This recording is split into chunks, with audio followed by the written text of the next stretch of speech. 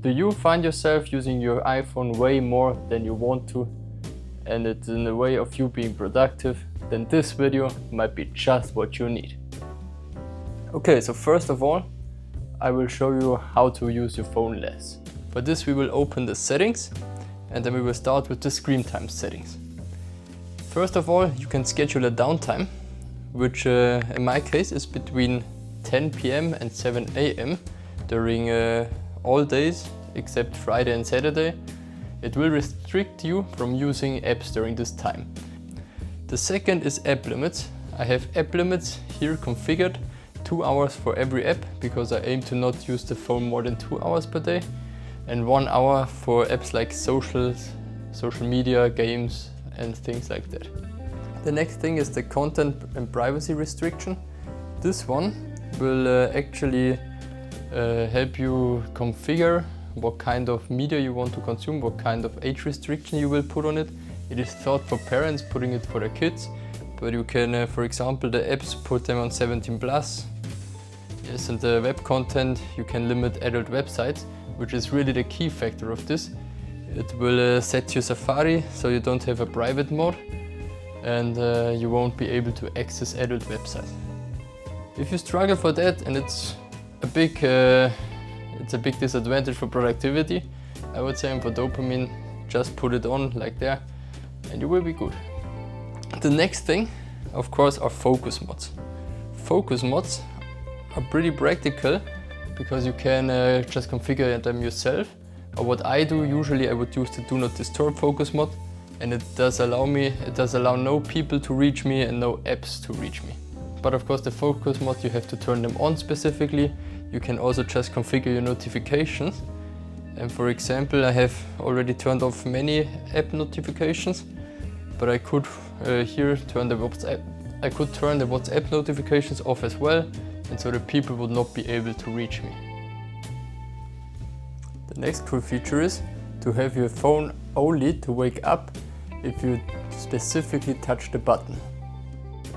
So the first you turn off is raise to wake. It's under the display settings, and it's there down. It's this toggle button. It is turned on default, and it results in when you pick up your phone, the display will already wake and you see the notifications and everything. The second is under accessibility and touch, and it is tap to wake. This one is if you tap the screen, it will wake. You also turn it off. Now the screen will only be awake if you press the button on the side. The next thing I want to show you is the grayscale, which is really a game changer. So you go for this to your accessibility settings, you go to display and text size, and you go to the color filters. You turn on the color filters, put it on grayscale, and now your phone is black and white. This will make it more boring to use, as there is no bright colors and it won't give you as much dopamine, so you're not inclined to use it as much as you would be with colors still turned on. So this is really a setting I would recommend.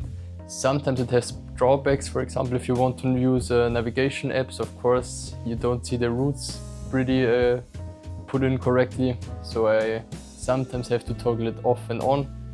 But in general, I like this feature and I use it a lot. Also under accessibility, there is something called assistive access. With the assistive access, this is probably the most extreme. You can pre-select some apps that you want to show, and then if you activate it, it will require you to turn it off to press the volume down button and the other button, just to go to the menu, turn it off, and it takes a while. So basically what it does, you will enter an assistive access mode, which is like a dumb phone. It's only a menu of a list of showing those apps. You won't get notification, I think, and if you use the apps, the UI will just be less fun to use. Right now I can't activate it because the screen recording would stop, but yeah, just configure your apps. Then you can configure if you will want to show them as a row or as a grid. Wallpaper, volume buttons. That's it for today. Now you know how to make your iPhone more productive. I hope you enjoyed the video and see you next time.